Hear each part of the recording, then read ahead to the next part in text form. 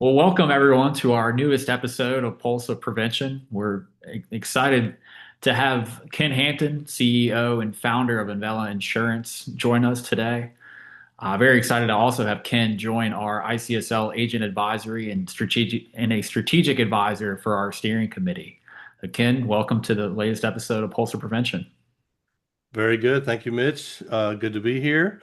Always, good to talk about how we can help our friends, our family, do things differently and lead a more positive life. So it's exciting for me. Absolutely. Well, thank you for joining. We're very excited about our Life is Personal initiative that we announced a few weeks ago. But before we get into that, as somebody that joined insurance or knew that I was joining the insurance industry about 2 weeks before I actually did, I'm always intrigued at the intro stories to how people got into the industry, and I think the audience will be very intrigued about your background and trajectory of your career. So how exactly did you get started in insurance, Ken? Yeah. I always say nobody goes into insurance intentionally. It kind of just happens. And that's exactly what happened for me is I was an engineering. Did a co-op job, came back, decided I didn't really want to be an engineer anymore. Just didn't like the job. And went back, talked to my advisor, and they're like, hey, the fastest route to graduate would be math. And so it's like, okay, I'll be a math major. What does a math major do? I didn't have a lot of mentors and stuff, when I was younger. So I was kind of just bouncing my way through life, if you will, to a large degree. And I said, well, what does a math major do? I don't really want to teach per se. And then, well, there's this job, um, really well paid, low stress, highly respected. It's called actuary. And it gave me the little pamphlet. It's like the number one job in the world. It's like, oh, cool. Maybe I'll do that. So I took a couple of it. I took an exam or two, got my first job. So I started as an actuarial analyst, There you go. living up in New Hampshire of all places. I was, Tennessee boy, moved to New Hampshire, got there, um, went there in a blizzard. I literally was, driving a U-Haul truck through Pennsylvania with my Ford Ranger towing behind it through a blizzard. Hadn't seen snow probably, 10 times in my life. A little cold Uh, up there than Tennessee. yeah, yeah. So, I did that for probably around 5 years or so. And then eventually made my way back to Nashville. Got the opportunity to move into product management from there because it's kind of a close cousin between actuarial and product management. Product management is more the business side of pricing and rate making, and actuarial is more the science behind the the business side. So, did product management for several years, and eventually I had a very forward-thinking CEO that gave me the opportunity to bring analytics and into the sales and marketing world. So that was a transition for me, probably mid career, and I've really have enjoyed it. Since then, I like working with people. I like building systems and networks where people can be successful. So it's been really fun. I would say, look, nobody goes into insurance on purpose, but once you get into it, you actually see it's actually a really fun place to work. I know that sounds weird, probably to most people, but insurance is actually a nice place to work. It's a solid, career trajectory. Stress levels are manageable, and I would highly recommend it to anyone who's thinking about going into insurance. I've met a lot of actuaries in my journey at the insurance collaboration, but I've not met too many that actually got on the sales side and distribution side in the industry. So it's quite the journey that you have been on, and very impressive. And what made you decide to start in Vela Insurance? I believe it's been about 2 years. What was the thinking about your starting the team in Franklin around Vela Insurance? Yeah, and Vel is built around the idea of trust. And what we have seen over the last 20 to 30 years in the business, and most of the people on the team have, that level of experience. We've seen a somewhat of a deterioration in trust, both from the consumer standpoint as well as, for insurance agents. So what we wanted to build was something that's unique and different. We center around the idea of trust. Trust through data, trust through information, transparency to the customer, transparency to the insurance agent. I think in a lot of environments, it's difficult for agents to know their place and where they fit in the ecosystem, how they get paid. There's a lot of ambiguity in some of these things. So we put trust at the center of everything we do. And that means being, super open and honest with feedback, with expectations. And that's one of the reasons why, working with the ICSL is aligns with us perfectly is because the ICSL is about saving lives, but it's saving lives through good information, good data, reliable data. I personally have found finding reliable data about health and lifestyles is actually somewhat difficult, because the data seems to change all the time. The opinion of what's healthy, what's not healthy, what type of screening should you get? Should you get a vaccine? Should you not get a vaccine? All these types of things, it's can be very overwhelming unless you really immerse yourself into it. And that's what I like about the ICSL is it's a group of people, very smart, who have immersed themselves in this information and are providing it to the public without any agenda. And I think that aligns with our purpose very well. Data is a central theme. Data data research analysis is a central theme of our group at the insurance collaboration, and very we're blessed with a lot of actuaries from throughout the entire insurance industry on that. So it's Maybe that's the other reason I'm attracted to it is I found my people. it's a very good group. Actuaries, very good group of people. I've actually given a presentation at an actuarial conference here in Charlotte tomorrow, so not short of interactions with actuaries by any means. So on the property and casualty side, I know and Bella's more so working with agents on the P&C auto home type products. What's your impression of the trajectory or the pathway for integrating technology and the agent experience? I can tell I'm relatively for insurance terms. I got into the industry about 5 or 6 years ago, and those that were getting into personal lines where, some of the sentiment I heard was, well, don't bother looking at it too much because eventually it'll be like an Amazon marketplace where consumers are just going to online and purchasing and not talking to the agent. What are kind of your thoughts on that thought process and kind of where the industry is going from an agent technology perspective? Yeah, for sure. This is a debate and a topic that's been out there for who knows, probably 20 or more years. The insurance agents going away or whatever. There's still over 1 million insurance agents in the US if you include life and health. Into that, it's like, a little over 500,000 if you don't include the life and health agents into that mix.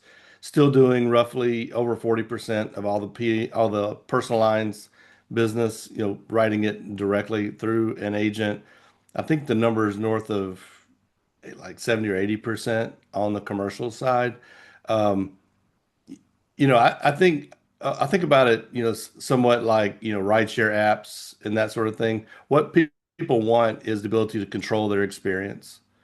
But at times, when something is very complicated, you still need someone or something that you trust. I think we're all very comfortable these days with doing our research.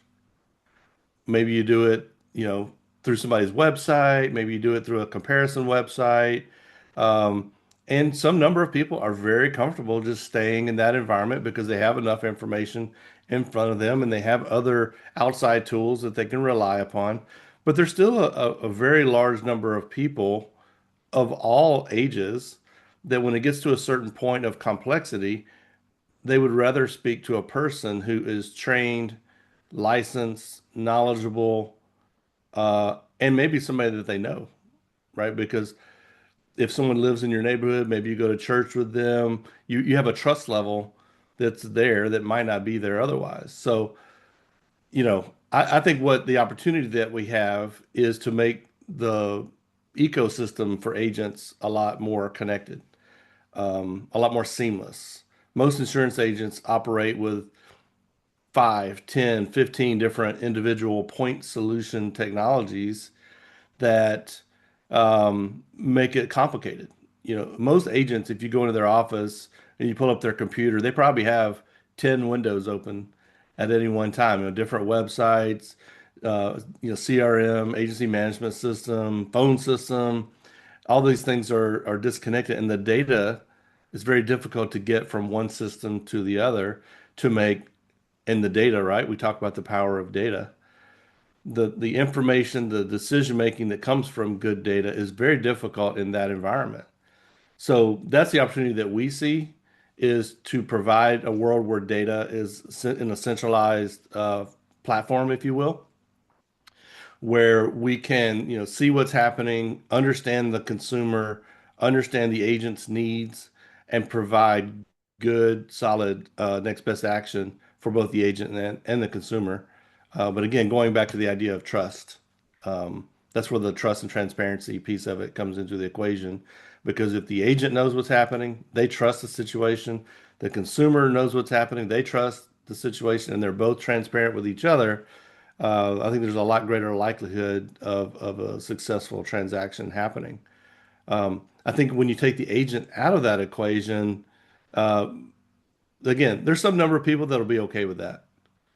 But we're all still human beings at the end of the day.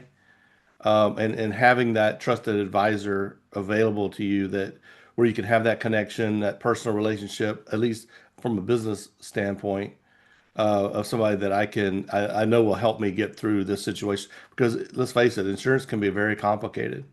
No What question. coverage should you buy? How much coverage do you actually need at various stages of life?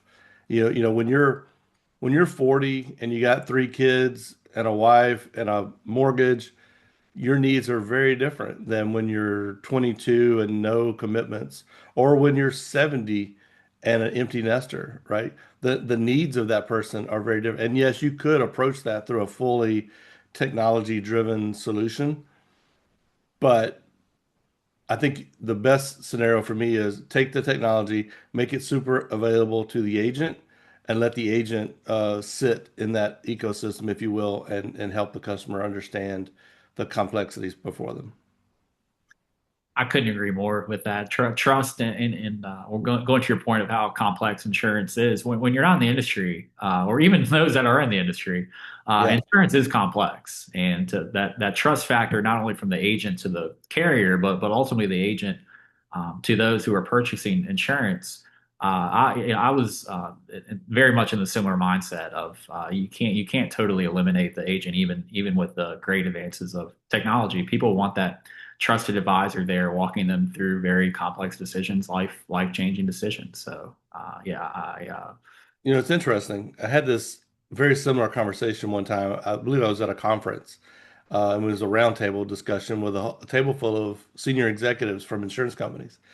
And we were talking about the complex nature of insurance and, even simple things like what's my limit, what's my deductible, things like that. And so I did a quick survey of a table full, probably 10, 12 different senior executives from insurance companies and said, okay, on the spot right now, tell me what your limits and deductibles are on your auto and your homeowner's policy. probably a lot of crickets.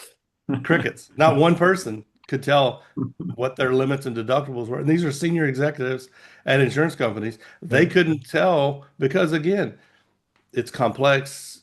You do it one time, you may forget about it. You probably had a guided experience with an agent who helped you select. It's not that they had made bad selections. It wasn't top of mind. It's somewhat complex, not something you do every day. So having someone or something, if you think about how technology is getting smarter every day, a guided experience with something or someone that you trust, is super important. No question. No question. That's a funny story about the executives not knowing. Just tells you, where it's far from an easy process for even those in the industry. And with your work with agents right now, what's your reach geographically in the country? How many states are you in, and where are you looking to eventually expand as you grow and develop? Well, we'll eventually be national, but we're only 18 months old at this point, so we're primarily southeastern U.S. based. We've gone into the Midwest a little bit, in that Ohio area. We're trying to be very selective and thoughtful about our growth because it's easy to overstretch your capital constraints and that sort of thing. So we're primarily southeastern based. That's probably somewhat biased because most of the people on our team have a southeastern history. At companies I've worked with, have been mostly southeastern based, even though I started my career in New Hampshire. Um, but 90% of my career has been in the Southeast. So I probably have a personal bias to do business in Florida, Georgia, Tennessee type corridor. So we're mostly Southeastern based, all the Southeastern states, and then we're up in Ohio right now. Good areas to be, and I'm very excited to hear about your eventual expansion into other territories with your agents. Talk to me a little bit. You mentioned it earlier about part not only as a strategic advisor at the insurance collaboration, but our new initiative with agents and advisors for the life is personal initiative. Talk a little bit about why you're so excited to partner with the insurance collaboration on this, and really the opportunity for agents to curb some of the health trends that I know what brought our group together. You know, I think we all have stories. We all know people, friends, family members that have died and have died suddenly. And oftentimes that comes from a lack of knowledge, a lack of data, a lack of testing. One of my best friends that I grew up with recently was diagnosed with colon cancer. And it really was just a function of the fact that he didn't know or didn't take the steps to get the testing, the information that he needed to find it earlier. So, he gets tested, he's pretty far into it, and it's a real problem for him. But I think we all have those stories. So to think about how can we be helpful, you always think, how could I help? Okay, I donate money to this, I donate money to that. But when you have the opportunity to marry actions with your words, I think it takes on a whole new light. So when we first became aware of the collaboration, we started talking internally, how would it fit? Because we like to participate and be part of our communities and try to do the right thing. But there's so many different opportunities and ways to do that it can be difficult to choose exactly what you should support.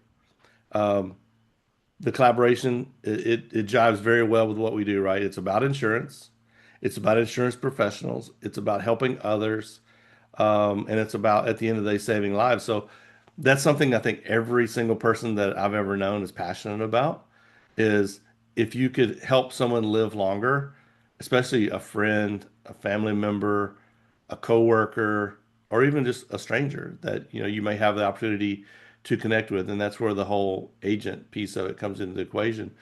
You know, an insurance agent talks to and interacts with their client base more than any doctor, probably more than most priests, most pastors, because even if I'm attending your service, once a week, yeah, you're talking to me, but you might not be interacting with me on a personal level. Whereas, insurance agent is having that discussion with many people, four, five, six, maybe 12 times a year, depending on the situation. Um, so there's an opportunity there, number one, to have an impact. We have a group of people in our company who are passionate about helping other people and are always looking for ways to help their communities. And again, these are fundamental things to what we think are important. Um, and so it was almost like a no-brainer. As soon as we brought the mission back to the team. We said, hey, is this something we should be connected to? And it was one of those like unanimous situations. And we're all involved in different nonprofit organizations, and whether it's your church or some club or some community group that you're a part of. But when it gets down to the meat of it, and the opportunity is to help people live longer, um, not too many things rise to that level. So we're pretty excited about it. Well, we are extremely excited at the collaboration for your partnership, and to your point about having personal stories and awareness that there's no better group of people than insurance agents and advisors to really, whether you're, we started mostly working with the life insurance industry, but it really applies to the property and casualty and or casualty lines and health insurance as well. But just bringing that awareness to, there are tests and screenings available to have a better assessment of post-pandemic health. And as a former advisor, I always look for things to differentiate myself in the marketplace from rather than just bumping from carrier to carrier and price to really bring that trust and generational trust with an initiative like this. I think is to start it with agents and advisors is something that's very exciting to us and couldn't be more thankful for the partnership with your team at Invela Insurance on this.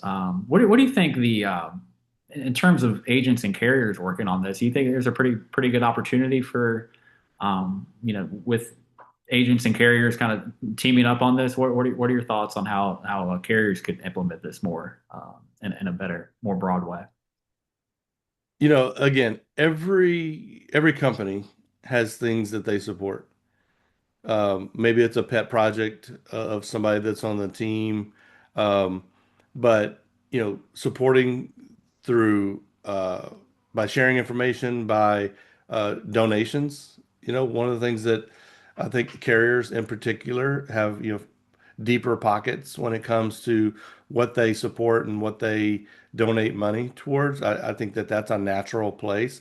I think there's both a societal reason to do that, but there's also business reasons to do that because, if we're helping customers live longer lives, um, that's good for business as well. So this is one of those rare situations where what's good for the community is also good for business.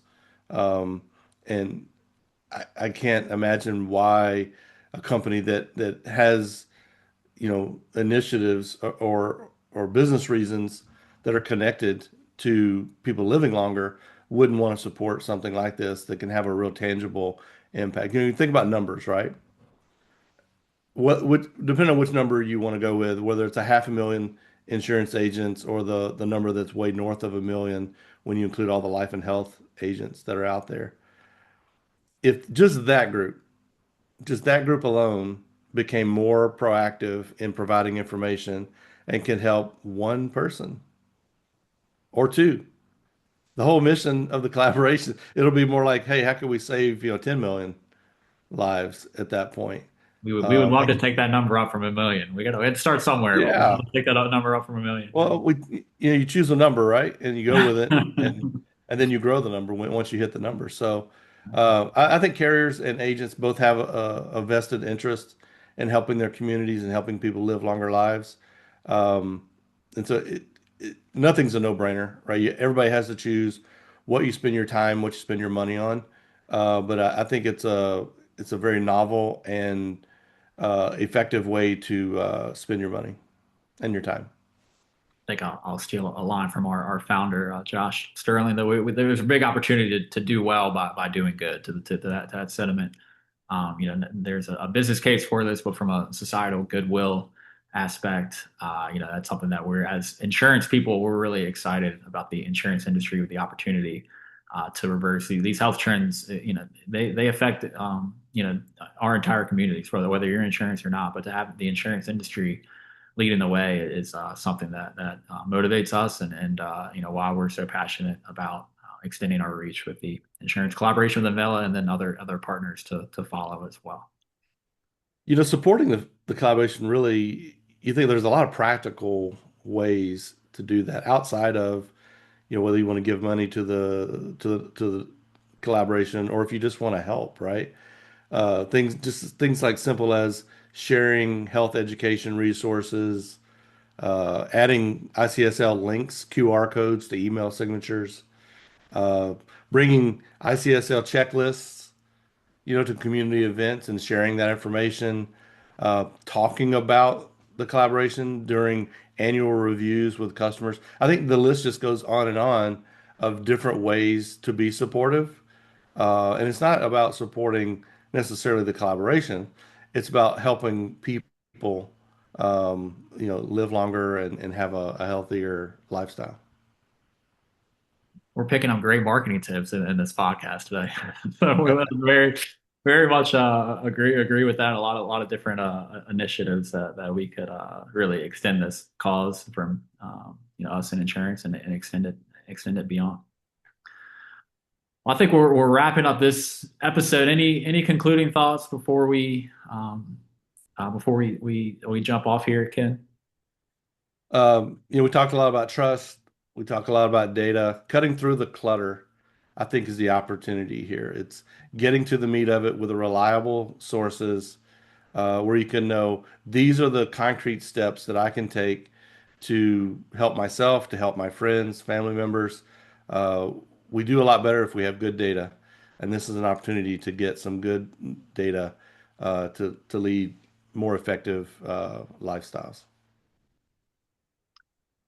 Again, thank you for your leadership and your partnership on this life is personal initiative. We're very excited about the attention that we've already had in the past few weeks and what we have lined up for 2026 and beyond. So Ken Hampton, thank you for joining the Pulse of Prevention today. Awesome. Thanks for having me.